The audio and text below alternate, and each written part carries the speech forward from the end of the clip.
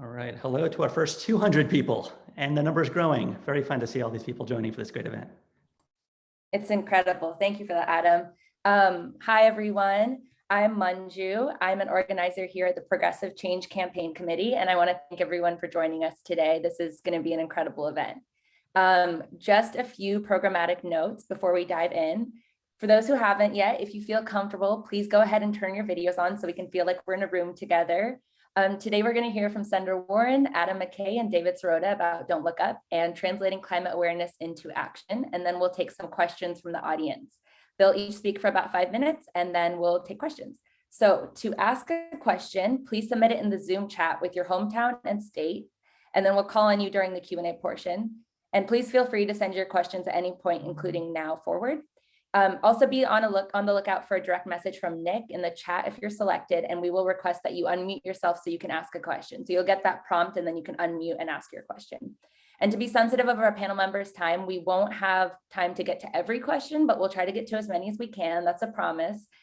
We also ask everyone to keep your question between 10 and 20 seconds so we can get to as many great questions as possible.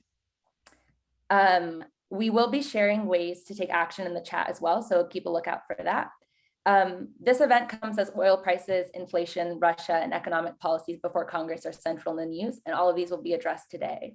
This event is also part of a joint campaign, launched recently by the PCCC and nearly 100 organizations calling on Democratic leaders to advance a clear, popular, on-offense message about the need to transition the world from fossil fuels to clean energy. And one of those organizations, Evergreen Action, is our partner on this event, and we want to give them a huge thank you.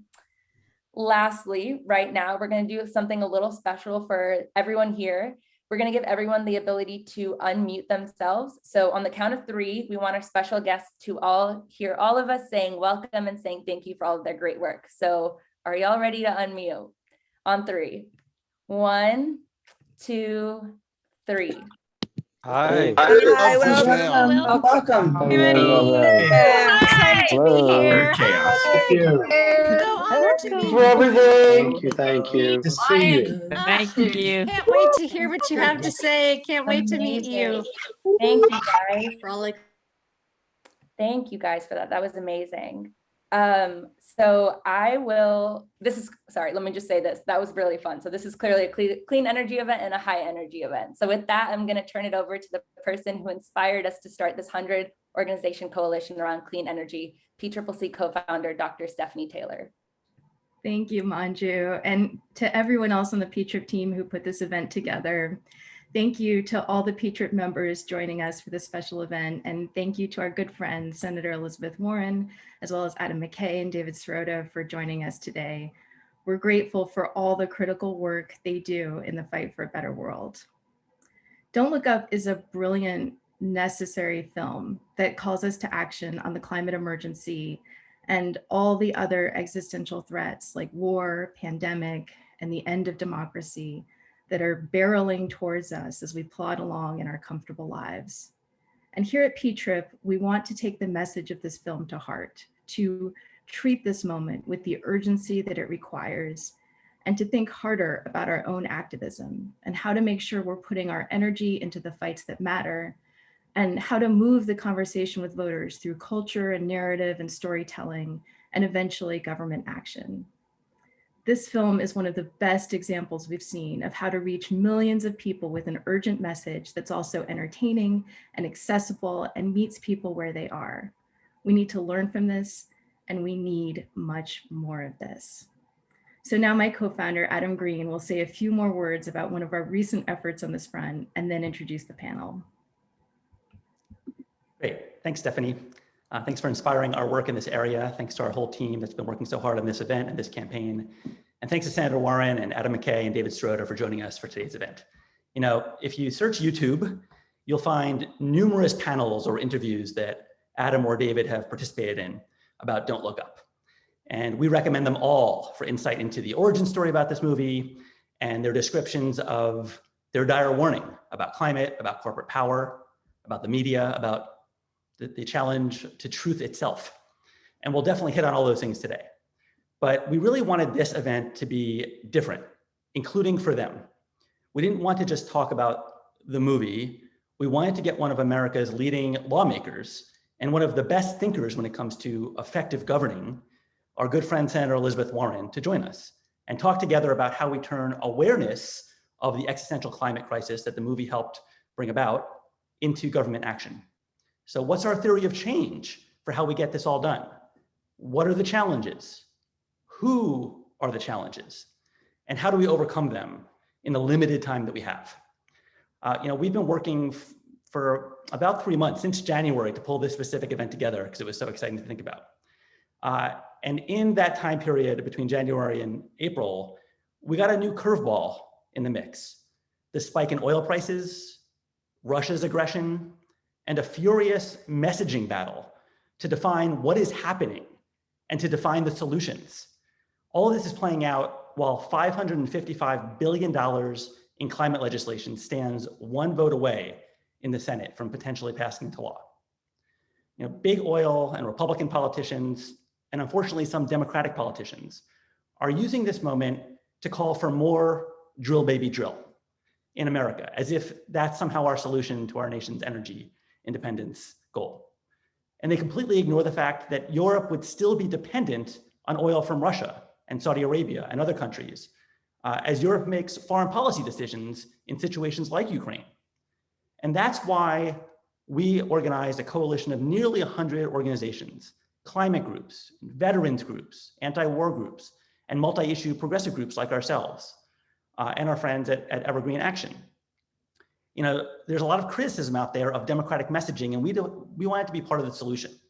So we rallied around a simple, popular, on-offense message, as Manju said, a message that we ask all political leaders to use. And the Washington Post actually broke the news of this campaign and that message. And I'll read you those 3 sentences now that these 100 groups are asking all politicians to rally around. Russia's invasion of Ukraine reaffirms that America must lead the world in a clean energy transition. Our dependence on fossil fuels empower authoritarians like Vladimir Putin, rogue oil-producing nations, and price-gouging oil companies.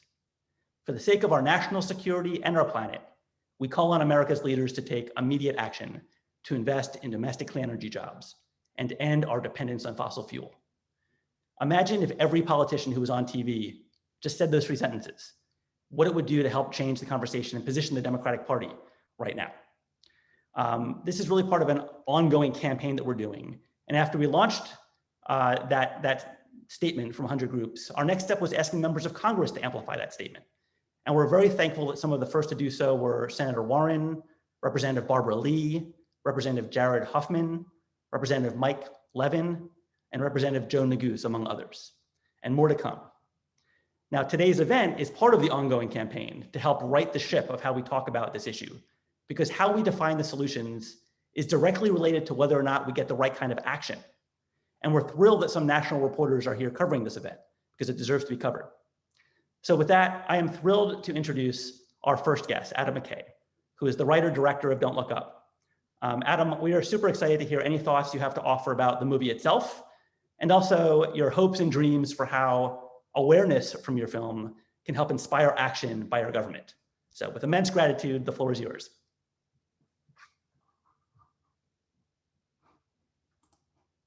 And you might be on mute. Hey, Adam, you might be on mute, just to let you know.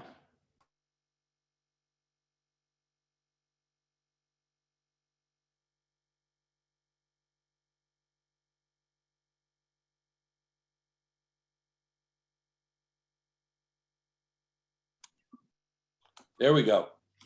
It was telling me the controller of the Zoom was not allowing me to unmute. Sorry about that. Thank you guys so much for having me. As you all know, this is the greatest story in the history of mankind, the greatest challenge and threat.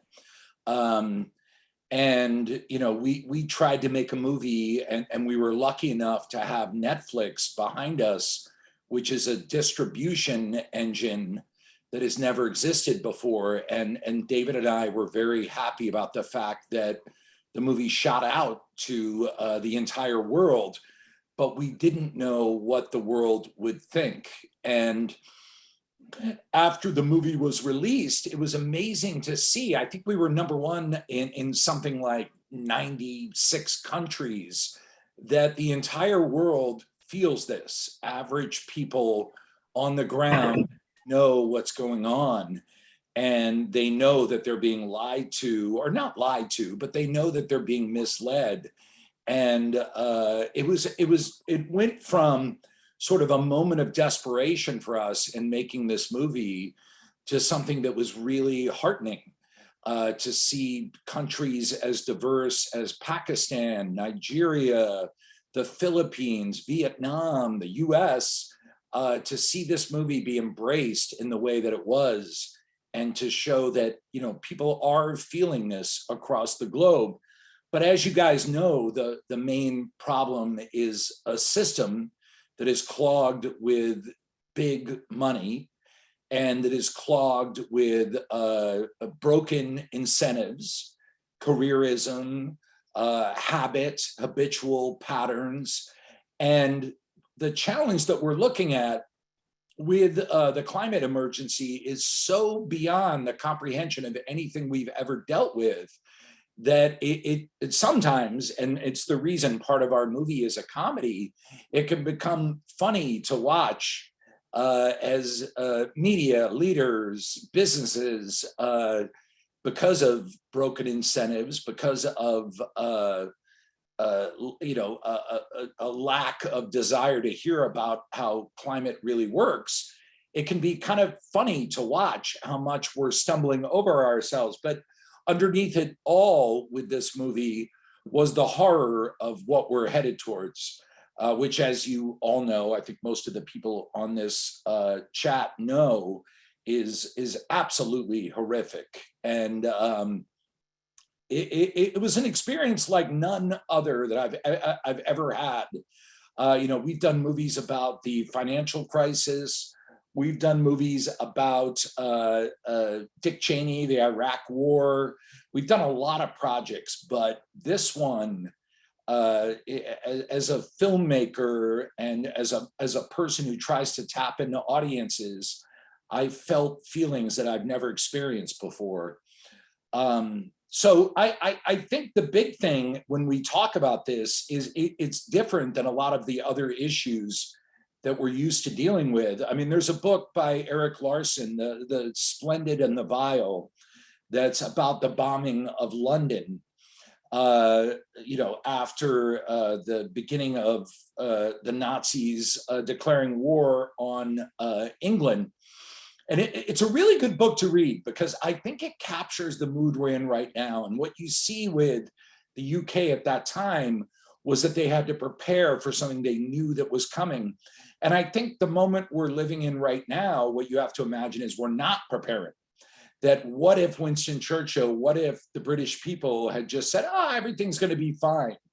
And that's kind of what's happening right now because of money, corruption, broken incentives.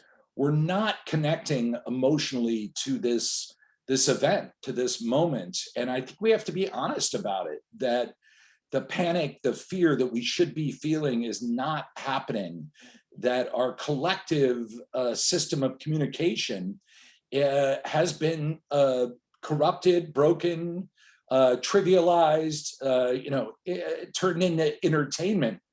And so it's amazing to watch. And then to think back on that book, which I just happened to read during this release of this movie, and you read that book and you see the people in Britain at the time, when they met that challenge, it was exciting. It was, everyone came to life. It's actually what's in front of us right now could turn us into much better people. It could galvanize all of us, except for the fact that the information isn't getting disseminated. And reading The Splendid and the Vile, it's amazing to see how everyone was on the edge of death, but people had a sense of humor. They were thinking at their highest level. Ideas were flowing. Everyone was open. Egos receded. And that's what we need right now. But unfortunately, as you all know, there's a lot of money from oil companies, fossil fuel interests, gas-powered car companies. There's a lot of habitual behavior from our leaders, from our media that isn't reckoning with this moment. I mean, I always just go back to the fact that I only know a couple of things. I know that the IPCC report, the UN report, is a combination of 80 to 90 different countries' scientific findings. It's extremely conservative. And it is raw science. And according to the UN report, we have 7.5 years until we cross that threshold. I know that a couple of weeks ago, it was 70 degrees Fahrenheit, what was it, 40 degrees Celsius or above normal in the Antarctic. I never thought I would see a story like that. So, you know, I've done a lot of thinking about this. I come from a completely different direction on this issue than, our leaders and our media, and to some degree, the scientists who are the basis for all of this. But I really think it's an emotional response. I think emotion is the only thing that can break these habitual patterns. And that's why when we made Don't Look Up, we made it as a comedy. That's why it was a comedy that became a tragedy. We needed to feel deep, broad emotions. Our hope was that this movie would connect with even 1% of the audience about the degree of the challenge that we're facing. So, you know, I'm very alarmed. I'm very afraid. I'm very trepidatious in this moment. But at the same time, we have a secret weapon, which once again, you all know, which is science, and a lot of good news on that front. Renewables are cheaper than fossil fuel energy. There's a lot of exciting research going into a lot of solutions to this climate crisis right now. And really the only thing we're lacking, and I would be hard pressed to find anyone that would disagree with this, is awareness and action. That's where the whole story is. And that was the movie that Sirota, David, and I tried to make. We tried to focus on awareness and action. It in a way, the tragedy or the potential tragedy that we're living through right now isn't about too much CO2 in the atmosphere. It's about our inability to deal with that because we have the means. That's the hopeful part of this whole story. So as rough as it seems now, and I'm here in Los Angeles, I was just telling these guys before we all signed on, it's just ridiculously hot. It's got to be a record-breaking day. It's like 97 degrees right now. I'm actually sweating a little bit in my house. And that's anecdotal. I'm not saying that's the sign of what we're dealing with, but you know, overall, we know there's a lot of that 70 degrees Fahrenheit above normal in the Antarctic, 40 degrees Celsius. If you had told me 10 years ago that would have happened, I would have thought that would have been the wake-up call, and it was just a blip in the news cycle. I understand the connection to Ukraine, and I'm inspired and amazed by what the people of Ukraine are doing. I'm horrified by what Putin is doing.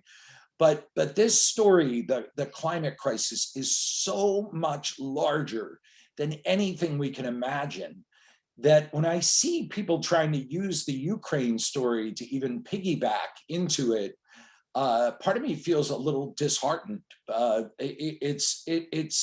Yes, it's connected to fossil fuels. I understand that Russia's economy is based on gas and oil.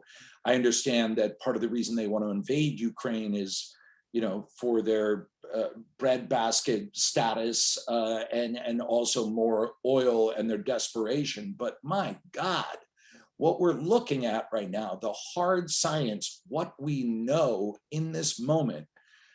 David knows, I've mentioned this a bunch of times. There's a very reputable climate modeling group that did a model. It came out about 4 months ago called Climate Analytics, and you can look it up. And they said in 8 years, half of our days will be once every 100-year heat events. And something about that just hit me in a muscular way, that we are in no way prepared for that. That will destroy power grids. That will lead to a beginning of the cascading systemic collapse that we all know is coming. And it's so much sooner than the common wisdom out there. All my friends who are, educated, cool people who are open to ideas still think that the climate crisis is 50 to 100 years away.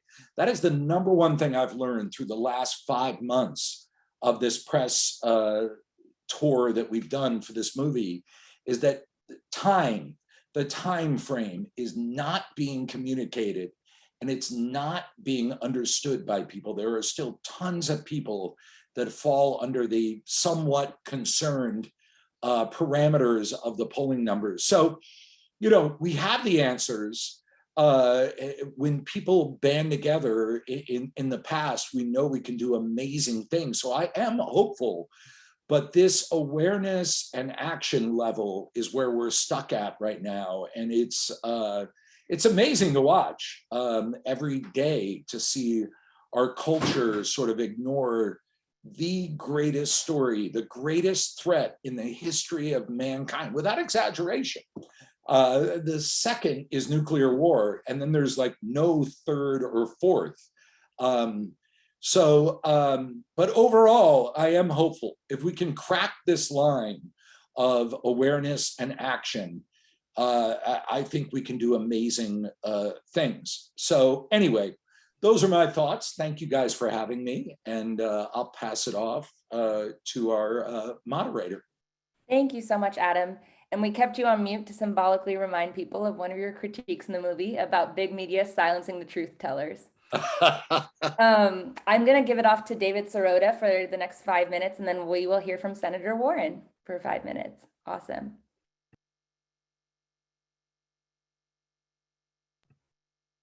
Okay, thank you. There we go. I got my microphone unmuted. Thanks to everyone for having me. I really appreciate it. And thank you to Adam McKay for making the movie. I just want to piggyback on something he said, which I think is so important, which is that, look, there's a segment of the population that doesn't believe climate change is happening, or doesn't believe climate change is a problem.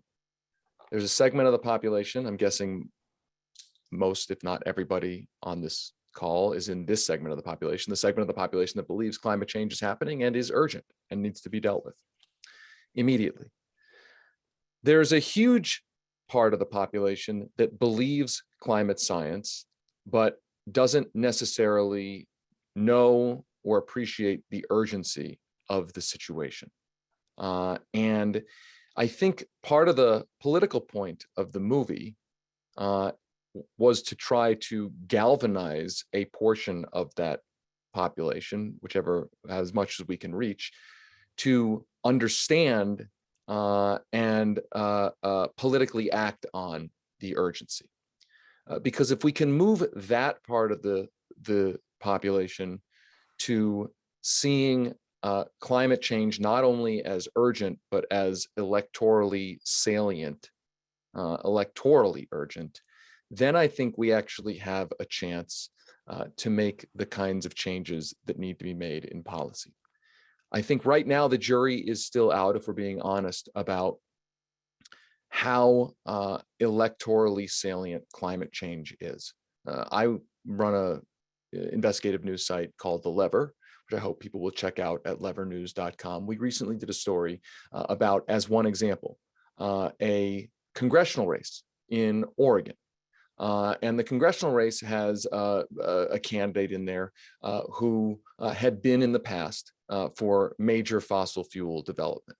And I'm not commenting on this or that candidate, but the underlying point of the story is it remains to be seen whether climate and fossil fuel development is a salient, germane issue that voters are voting on, even in a Democratic primary.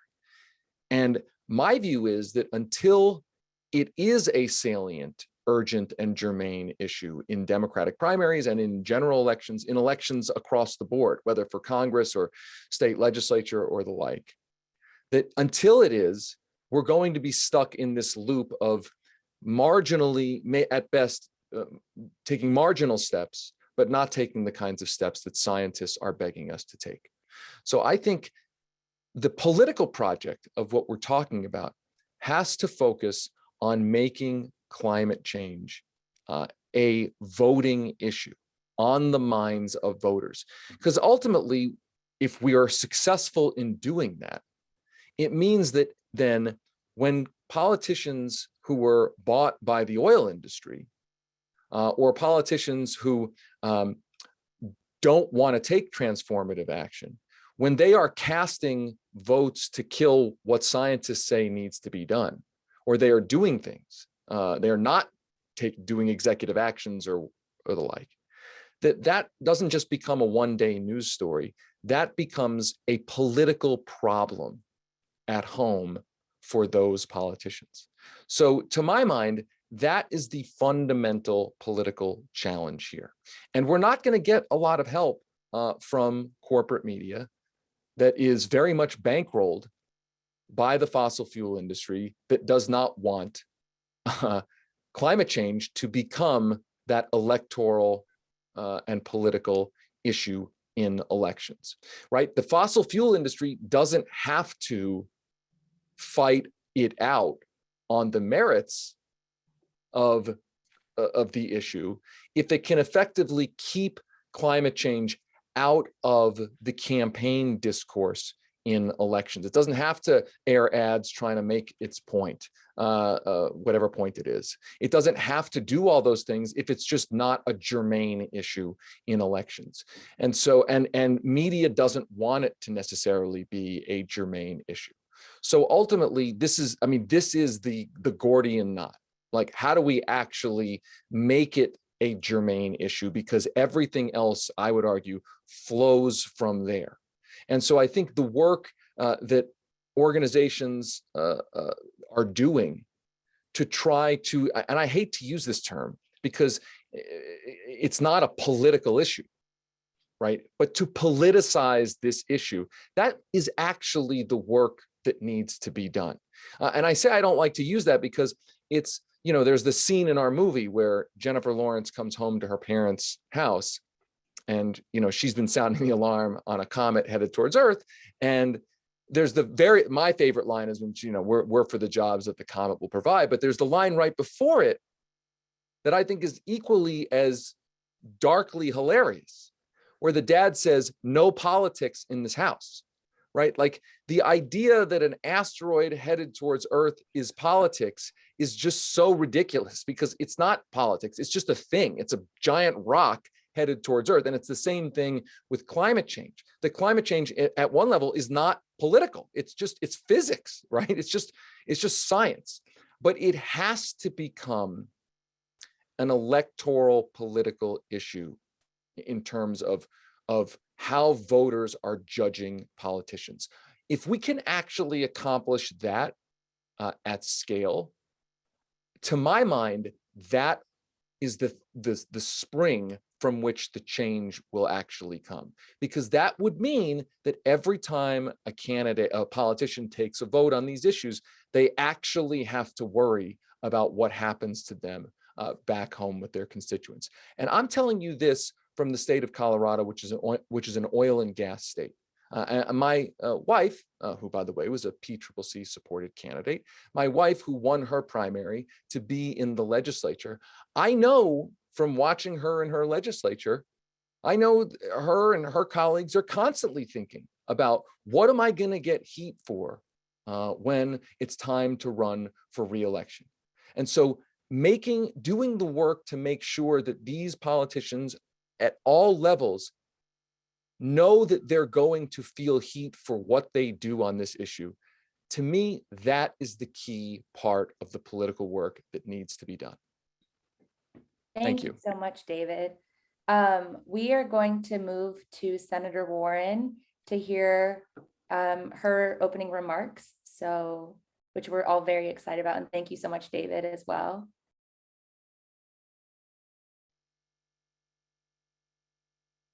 You should be able to unmute now, Senator.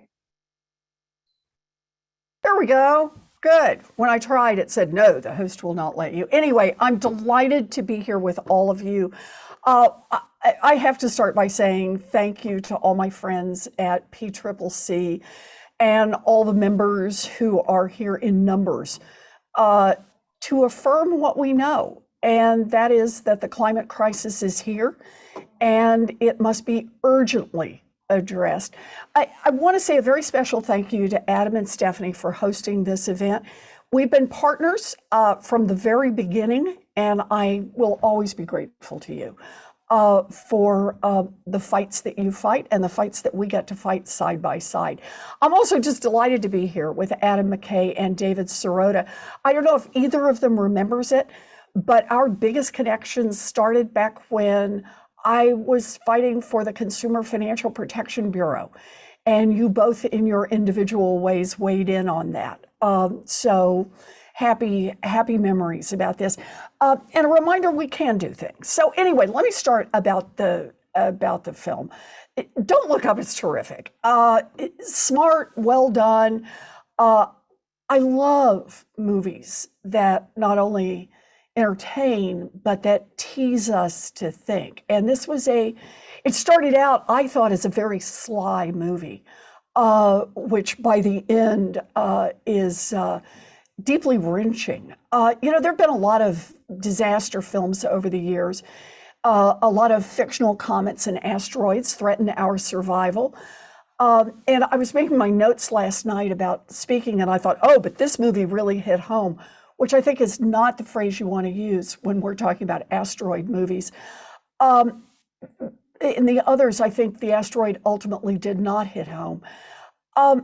Don't Look Up is a retelling of the story of Cassandra and a reminder of what it means to talk about an impending catastrophe to people who don't listen.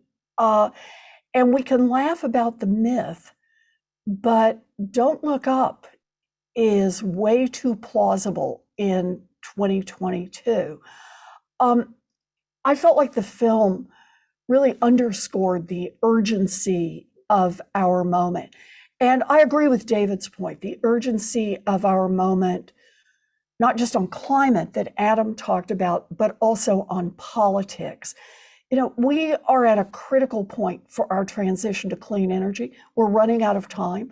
The part that terrifies me the most is that every time the scientists go back and look again and reevaluate and there's new evidence, they come back saying, oh, it's worse than we thought it was. We have less time. The problem is more urgent. And with Russia's invasion of Ukraine, it's given one more opportunity for a wake-up call about the consequences of continuing dependence on fossil fuels. But I take Adam's point around this. It's the fossil fuels themselves. They're the part that are going to kill us if we don't make changes. And that's how Don't Look Up so pointedly ties into corporate greed and how that greed and the profits are pushing us into a global catastrophe, and the greed and the profits prevent action right here in Washington. I am literally in the basement of the Capitol. This is known as my hideaway that's behind me. And how much the money that flows into this place paralyzes the action that we need to see. And when I think about this moment, the oil companies have been ginning along forever, kind of doing their standard number, resisting regulation, getting tax subsidies from American taxpayers, and just raking in huge profits. But now, with the invasion in Ukraine, the oil companies have actually doubled down and decided to go for price gouging, which just, it's kind of like you're not already getting enough. So, they've jumped the price of gasoline, average price 269 to 341, while their profits over the period of a year, while ExxonMobil's profits jump over 60% over pre-pandemic levels. One company raked in $23 billion in 2021. And in February, they reported their largest profit in 7 years. And I say all this by way of saying, spending a few tens of millions of dollars on the political process is chump change for them, to make sure that their influence is still felt. And it is so baked into this place that it's not just their influence felt in the sense that they need some special thing, they just need a lot of inaction.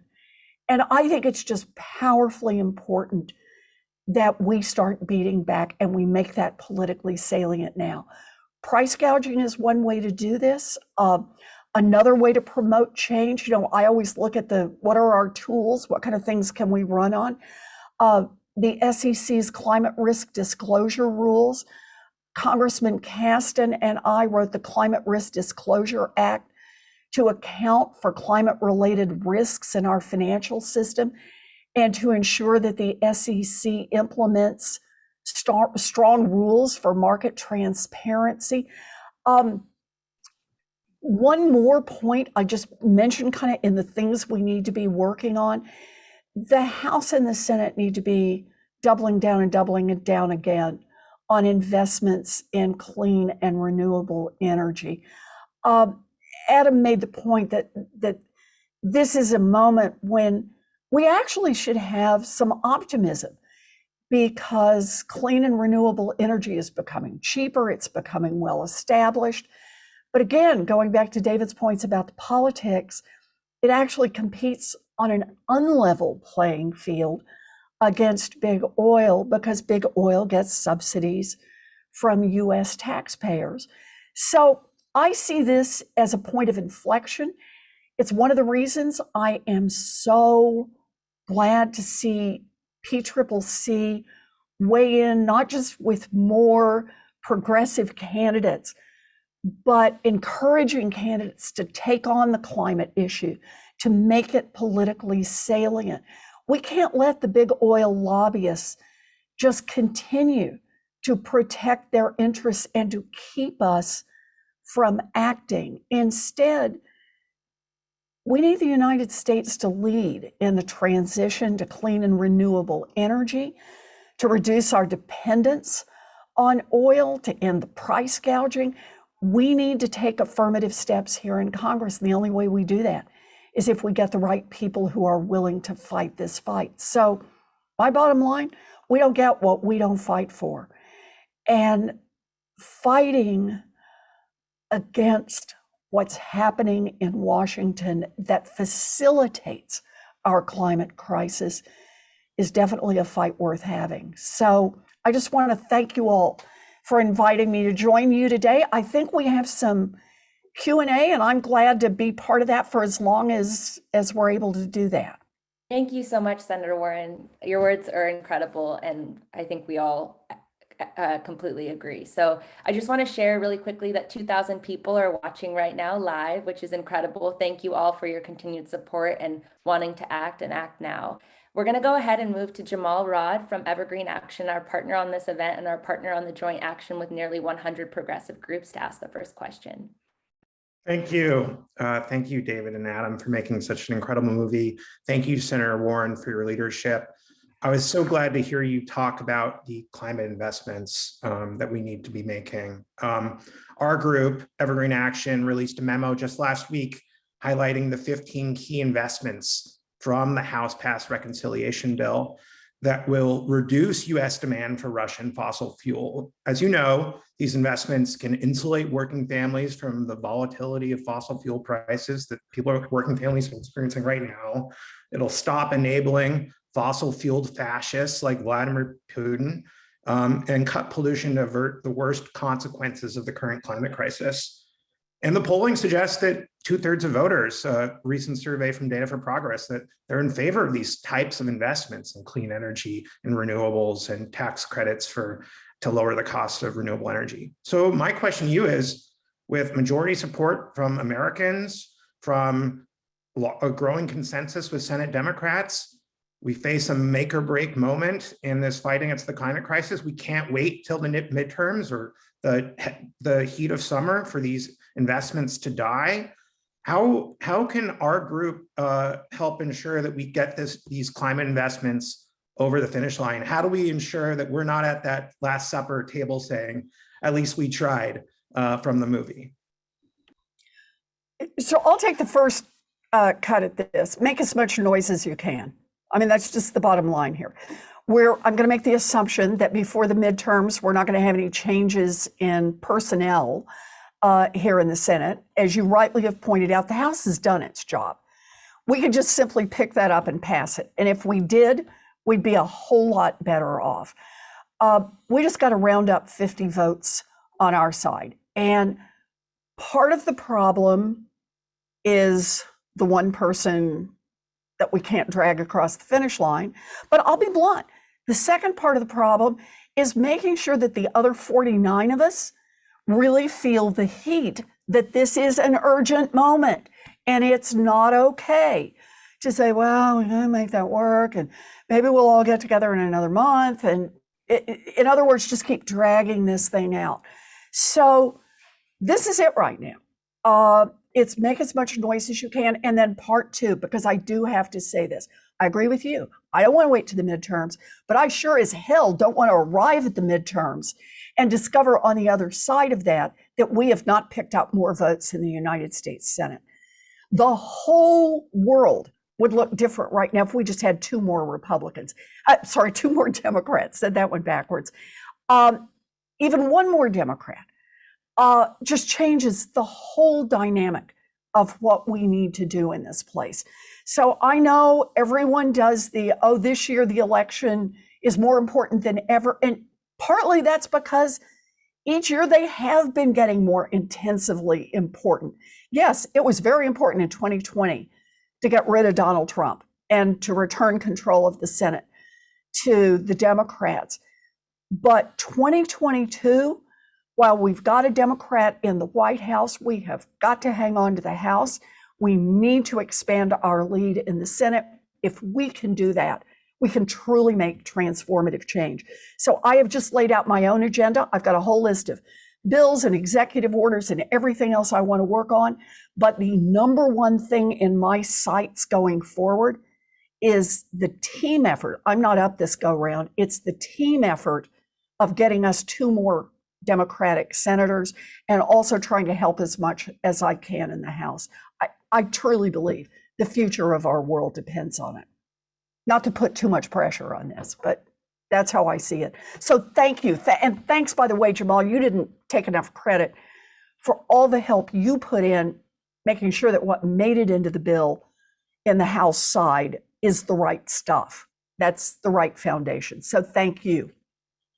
Thank you so much, Senator Warren. And I believe you may have to leave soon. So yeah, probably so. I wanted to say thank you on behalf of all of our members and all of the people at PCCC and Evergreen Action. Thank you so much, Senator Warren. Thank you. Our next question is going to come from Bill Whale from San Francisco, California. So we will make sure he is able to go next.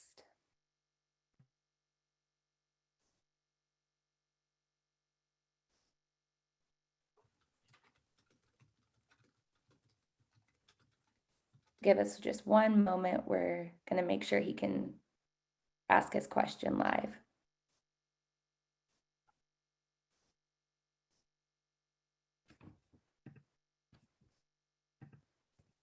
Okay, if we may move on to the next person. Carolyn Youngclaws from Woburn, Senator Warren's home state of Massachusetts.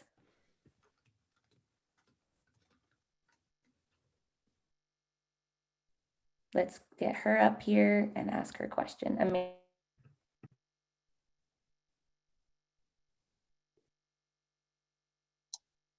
Got it. I couldn't get unmuted for a minute. I actually was thinking that the war on Ukraine from the Russians is horrible, unbelievably, devastatingly horrible. But it could be an opportunity in another way, because the American public is so adamantly against it that they might actually look positively on change. And one of the things I was thinking about was maybe we could have a consortium of countries, not just the United States, tap European expertise. I'm thinking of Switzerland in particular, that have knowledge and have been using alternative energy.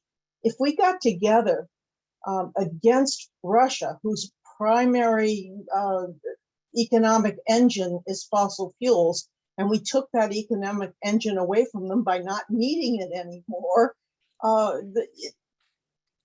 it might actually it might stop Putin in his tracks. It might be palatable to the American public, to Europeans, and it could turn a corner. And I'm just wondering how people feel about that. I think it's a really good point. I think, you know, once again, I'll just go back to this central point. We have 7.5 years, according to the most conservative scientific estimate and the most credible scientific estimate that we have in front of us from the UN report, which I know you know when you ask your question, but 7.5 years. And then we're at the point of no return. And the horrors that wait us past that point are truly unimaginable. And I'm a screenwriter. So your point about trying to link Ukraine to other countries is, of course, very logical and makes perfect sense, because we're going to see more and more of this as we see systems break down, as we see fossil fuels become more and more tenuous. We're going to see more and more instability. But I keep going back to the central problem that we don't have a means of communication for this discussion that we want to have, that the means of communication have been blocked with massive amounts of fossil fuel money, whether that's, as Senator Warren, which you know full well, but I'm leading up to the question of how do we cut through this, which is the question we were asking with this movie, because Senator Warren referenced it. We know that DC is run by donor checks.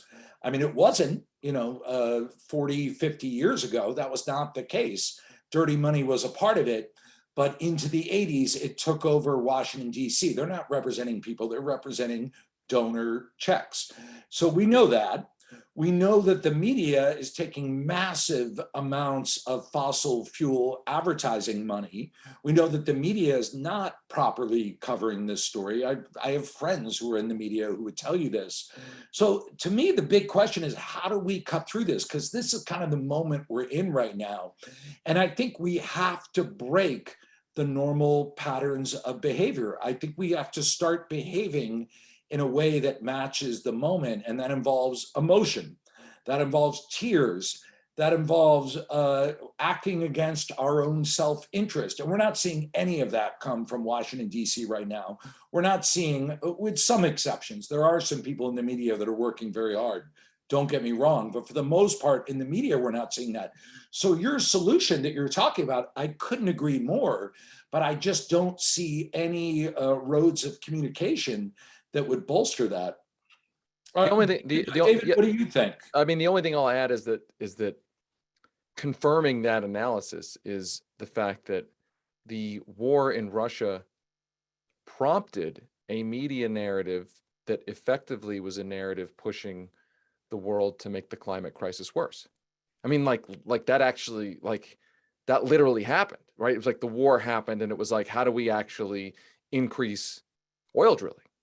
As opposed to a discussion about how do we actually disconnect our energy system from the fossil fuel industry that both lashes us to petrol autocracies and also is creating an ecological emergency, right? I mean, ultimately, we will keep having that cycle of problems. They'll keep getting worse unless we finally take the steps to remove ourselves from that energy system.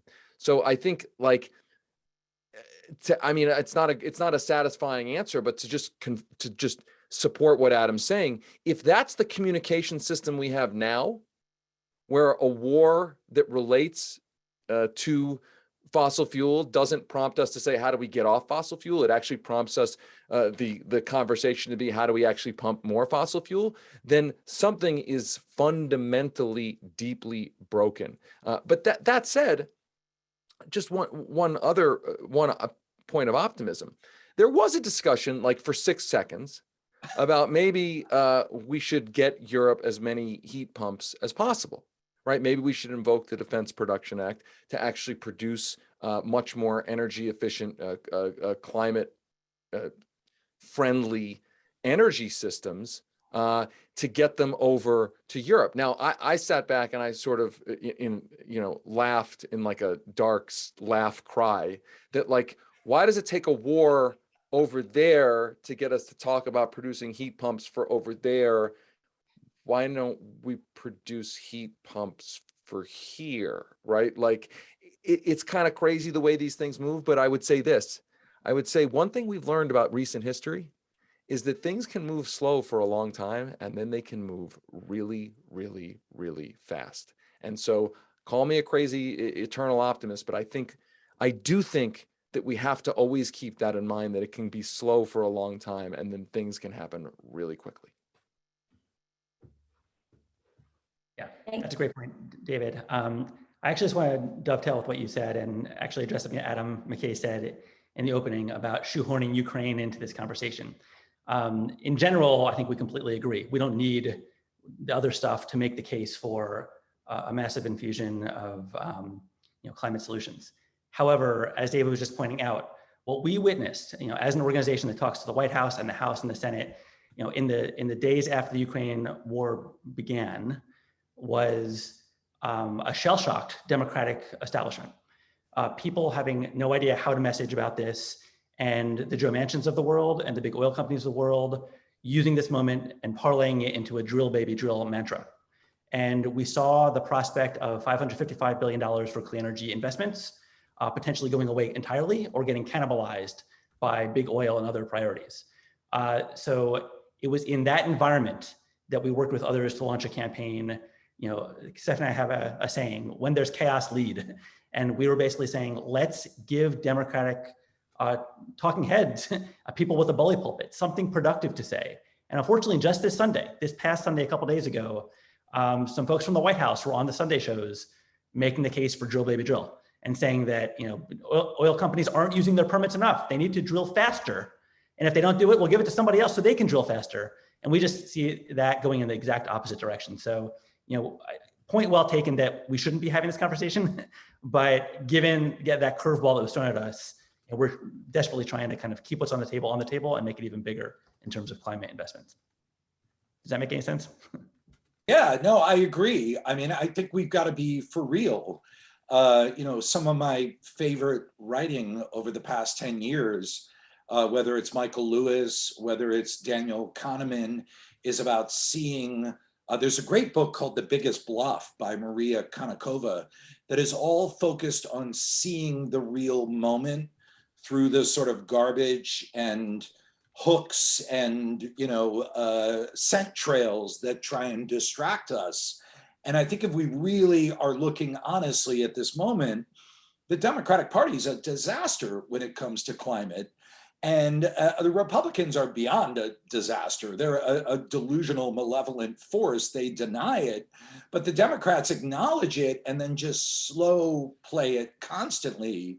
And I've been very disappointed in Biden and the Congress that we have right now. I don't believe that it's all about Joe Manchin and Kristen Sinema. I think there's a lot of dirty money behind them.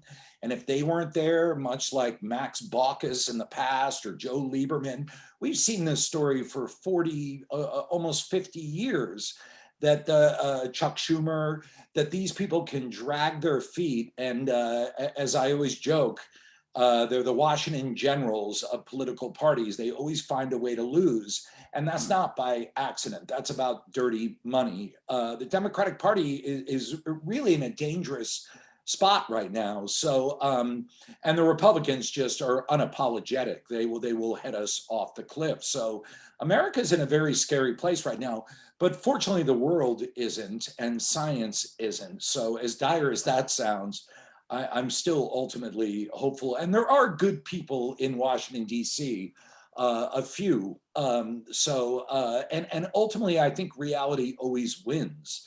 And reality is heading our way at a barreling speed. So like David said, the wake up is going to happen fast. I'll never forget driving with my daughter in my car years ago, and she's like, why isn't gay marriage legal? And I was explaining to her, well, the politics of it, it should be, it's crazy.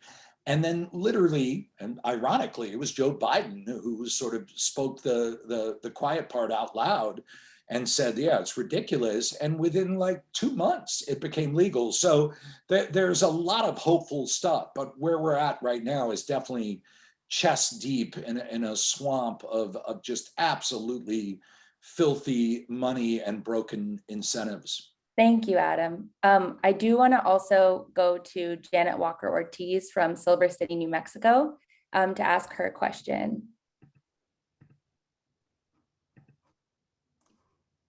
Go ahead, Janet. Thank you so much, and thank you all. Hi, it's Janet Wallet Ortiz, actually. So, but yes, I'm from Silver City, New Mexico, and certainly we have the Permian Basin here. So our state has definitely been drowning in oil and gas money for a long time. And there's just a fight to try to change that here, even though we have sunny days, 364 days of the year, or 360. So there's a big issue there. My question is this: given all of these issues with, okay, we need 2 votes, but yes, I agree certainly with Adam that the Democratic Party is just unbelievably lazing through this. It's like, well, they know they're going to be. Oh. I think her signal might have cut out, but I will ask her question for her. She was going to ask, what is keeping Biden from declaring a climate emergency, and how can we apply the necessary heavy pressure to make him act? That's a good question. David, you want to take this? Well, I want to, it dovetails with a point I wanted to just make on one thing that Senator Warren said and Adam said, which is that electing more Democrats, I would argue, is not enough. That electing the right Democrats is the key. And so if you have a Senate race, a House race, a legislative race, whatever race you have, one thing that is very useful is to try to pin those candidates down to their climate commitments in the context of an election. It's not a fail-safe tactic or strategy, because we've seen politicians just promise things on the campaign trail and then not do what they've promised, but it's certainly helpful. So I would encourage you to actually use, for everyone listening all around the country, actually use your position as a voter, as an activist in your community, to actually try to get some key ironclad commitments in the context of the cauldron of an election. How do we get Joe Biden to declare a climate emergency? I mean, how do we get Joe Biden to sign an executive order canceling student debt? I mean, it's literally just like there's a pen on his desk, there's an executive order, he could do it, and he hasn't done it.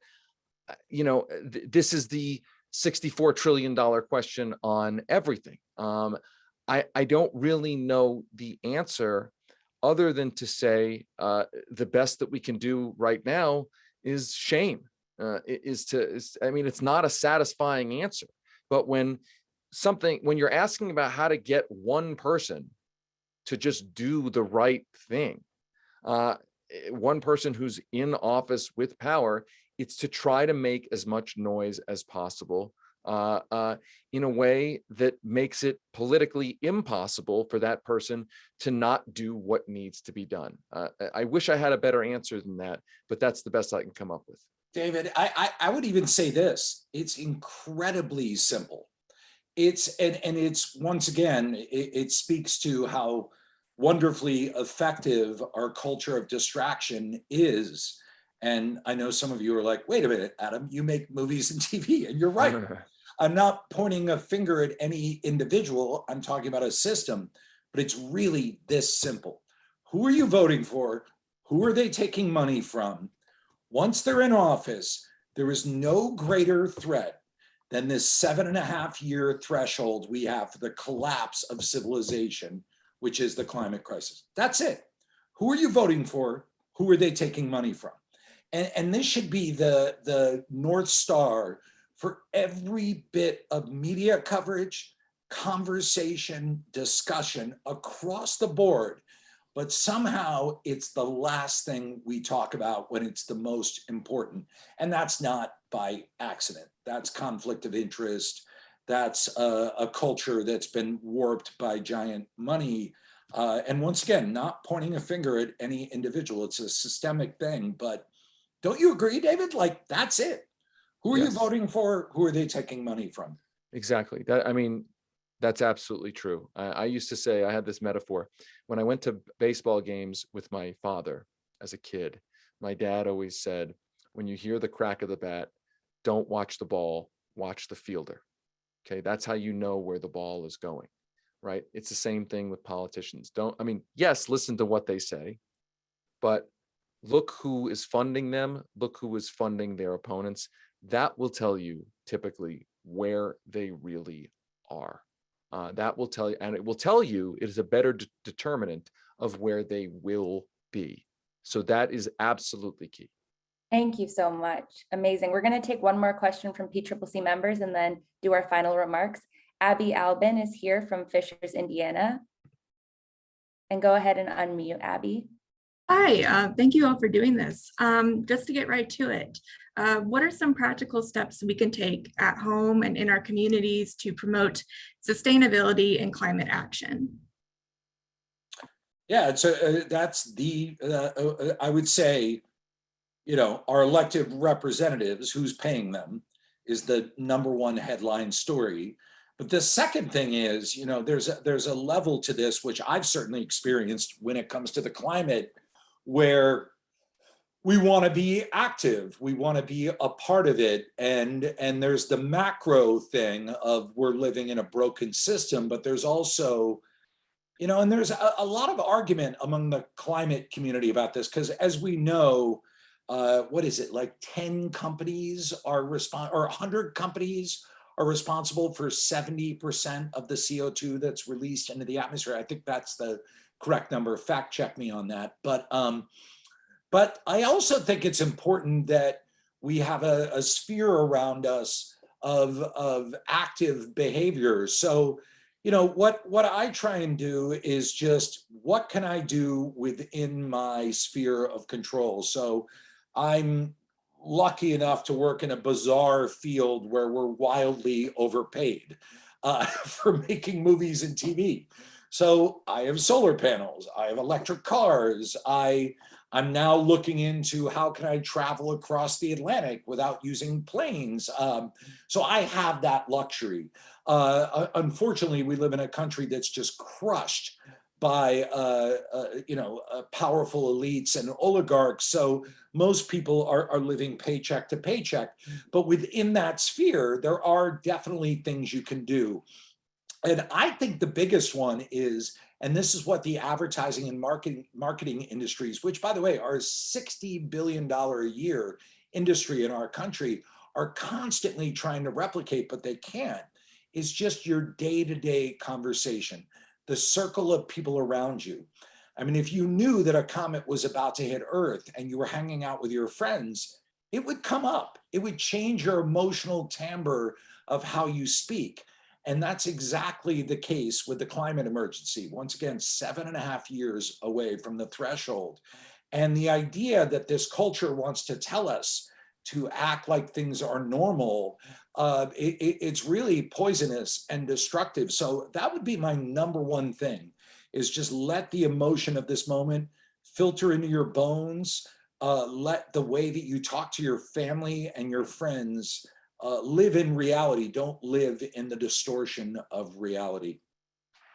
My only thing to add on this real quick is that I would strongly suggest trying to run for office or recruit good candidates to run for office at the most local level for two reasons. One, many local governments have lots of control, lots of ways to take action to reduce carbon emissions. So unto themselves, these local offices, which often are not watched very carefully, actually have enormous power to act right now. Additionally, those local offices tend to then produce the candidates for higher offices later on down the road, right? You get elected to the city council, then you get elected to the state legislature, then you get elected to Congress, then you get elected, I don't know, governor or president, right? I mean, that is a tried and true path. So the more people who are serious about climate policy who get into those local offices, the more of a bench you're going to have in the coming years, which we desperately, desperately need. And again, I say that as the spouse of a local elected official. And I should add that it's, if it needs to be added, it's no easy task, right? It is no easy task to run.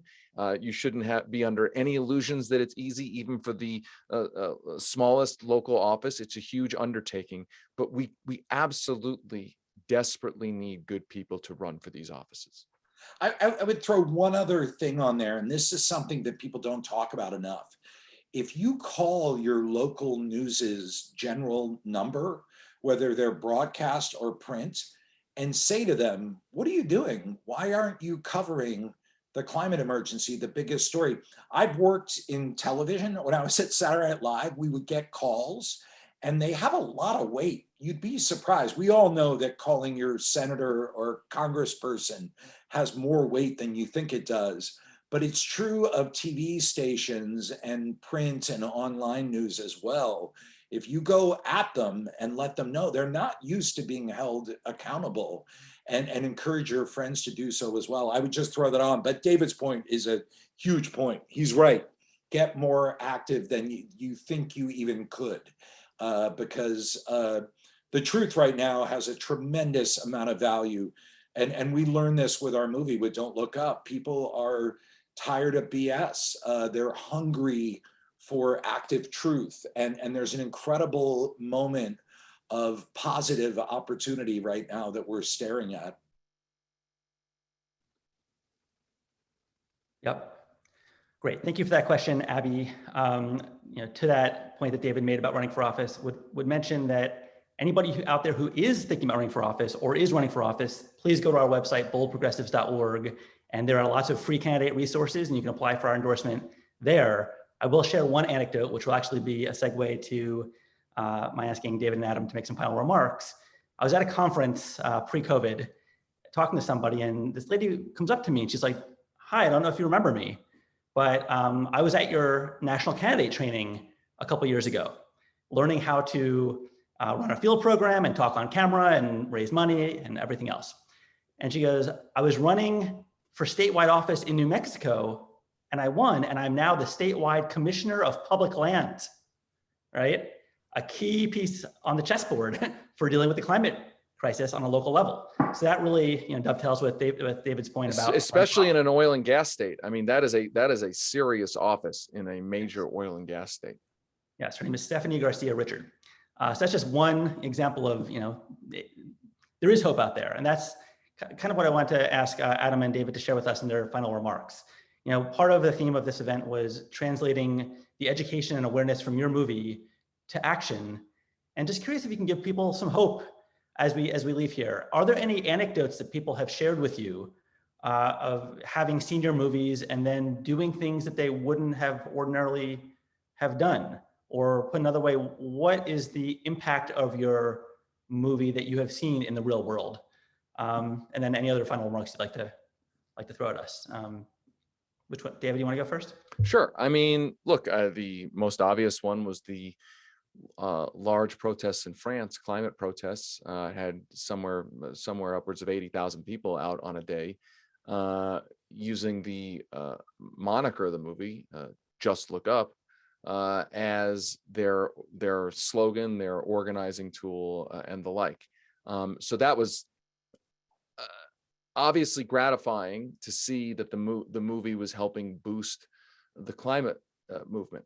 I mean, you've seen all sorts of references to the movie "Don't Look Up," the phrase "Don't Look Up" or "Just Look Up" all over the place. I mean, it really did become a kind of cultural phenomenon. It's now linguistic shorthand, and so, you know, that's the kind of impact you can only dream about. I mean, that's really was the whole point, was to kind of grab the audience by the lapels and basically say, it's time for us all to look up. So, you know, I think it's always hard to say there's a one-to-one relationship between a cultural product, a media product, and something that happens in the quote real world. But I also think changing hearts and minds is what this is all going to be about.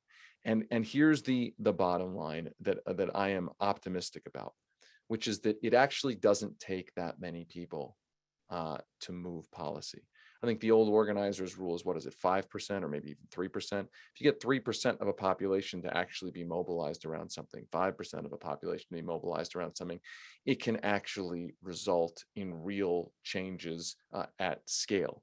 So in a sense, we don't have that much more work to go, but it's very, very hard work in the middle of a media miasma that is so noisy and so distracting. So I guess what I would leave everyone with is that it's kind of a cliche, but you know, it's always darkest before the dawn.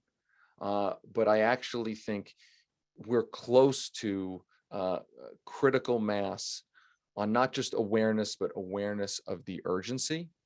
And by the way, I think people's disgust with corporate media, it can go in bad directions, and people like Donald Trump can use it for bad, but I actually think it exudes something real and something useful and something authentic, that people sense that they're not getting the real story.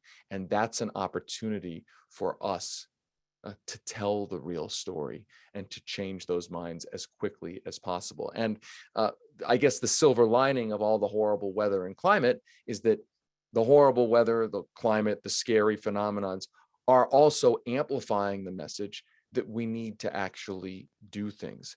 And at least with a Democratic president, he's at least saying the right things. Now it's time to hold him and all the other politicians who say the right things, hold them accountable to actually do the things they say that need to be done, but that they refuse to do. So at least with the Democratic Party, and look, I got my problems with obviously the Democratic Party, but at least they feel the need to say the right things. Now it's time to hold them accountable for what they say. It's a kind of it's not an endorsement. I know, it's like I'm trying. At least feel the need to say the right thing. No, the Republicans don't feel the need to say the right. I mean, they don't care at all. I mean, they just don't even. I mean, going back to your point, there's kind of we're so hungry for truth at this moment. We're so hungry for productive, unfettered action and connection that somehow the Republicans' utter lack of shame has become a plus. I mean, I'll never forget watching, and I'm sure a lot of you have had this experience. What I'm about to say isn't an original hot take, but I'll never forget watching one of the primary debates with my wife for the Republican Party and going into the kitchen and hearing just the cadence of Donald Trump from 2 rooms away, and thinking he's going to win, because it was just unlike the cadence of everyone else who had been, you know, political consultants and poll numbers had told them, you have to talk like this, you have to do this. And I remember thinking, he's so craven and so broken, but at least his brokenness is honest, even though it's horrifying.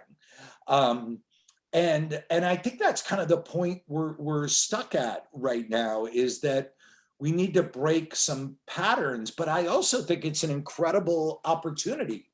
I think when you're getting kicked by an opponent over and over and over and over again, they're kicking you too much. And just to go to basic sort of counter strategy, that if they're just kicking your leg, that means their top part is vulnerable. And I think that's where we're at right now. We've been so immersed in marketing and spin and manipulation, and we've been played like a person in a casino at a slot machine for years and years.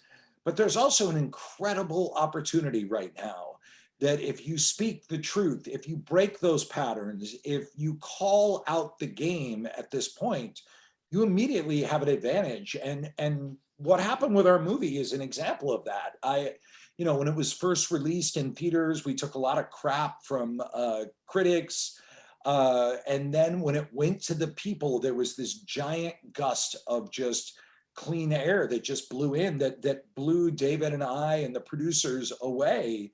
And it was clear that there were a lot of people out there that had the same feeling that we had, of being gaslit, of being manipulated. So I would say the progressive movement, our biggest strength, we don't have the money, we don't have the corporate backing, but the one thing we have is that we can counter that game. And the only time we ever fall into trouble is when we try and mirror that game. I think it's the biggest mistake there is.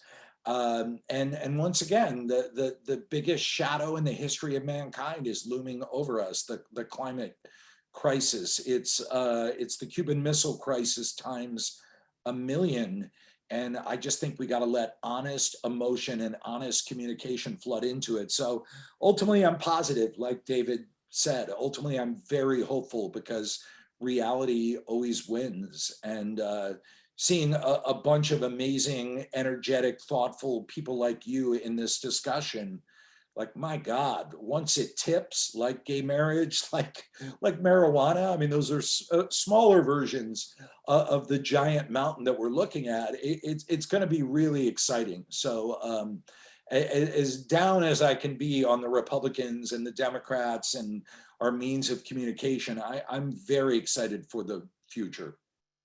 Thank you so much, Adam. And thank you, David, for all of your insights today. And thank you to Senator Warren, her team, Evergreen Action, for being a partner on this. And of course, the PCCC team, all of y'all were incredible, and we're so thankful. And lastly, thank you to our PTRIP members and our Evergreen Action members for being engaged and taking the time to learn a bit more about the film and what we can do as a coalition. Lastly, I'm just going to have everyone unmute again to thank our panelists and celebrate the incredible event we just had. So go ahead and unmute, and we can all say thank you. Appreciate you. Thank you. So much about it. I've been an environmentalist my whole life. So much. Sure do. I had